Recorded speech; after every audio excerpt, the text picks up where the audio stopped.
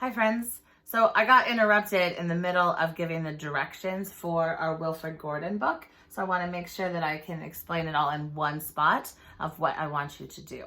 So in this story, there are 6 different explanations that Wilfrid Gordon is given about what memories are. He talks about how memories are something that's warm, something that makes you cry, makes you laugh, something that's more precious than gold. And there's a couple other ones as well. And so what I want you to do is think in your own life, in your own memories, what you have that would match that. For example, Wilfrid gathered a warm egg for Miss Nancy to help her with the explanation of a memory is something warm. And then she remembered that when feeling that object as being really hot at the beach one day and about how hot her lace-up boots were. So she took them off to enjoy herself. I want you to do the same thing. Think about something that's warm. You could even hold something that's warm or feel something that's warm and then think like, what does that bring about of memories? Does that make you think of anything in particular? And then I want you to write it down on the chart. So I only did one on my chart just as an example. I didn't want to do all of them, but I used the example that memories are something more precious than gold. And it made me think of my grandpa. And my grandpa Art, his name was, my mom called him Artie and we called him Grandpa Art.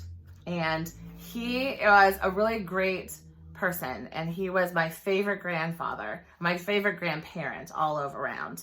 And he used to do really funny things with us. And he always had gum in his pocket. And he always had extra treats from us, for us. Like whenever I see those little orange, those little orange slices that are like covered in sugar, like those little jelly slices you see at the store sometimes, he always had those in a bowl somewhere in his house. So every time I see those, I always think of him because he always had those and he always had gum.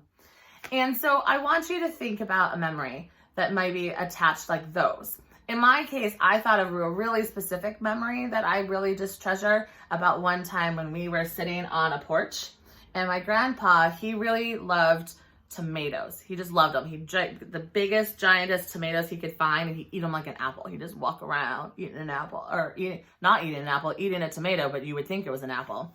And one day we sat down on the porch and it was really hot outside and he gave me like a little tiny salt shaker because a little tiny bit of salt on the top of a tomato is really delicious.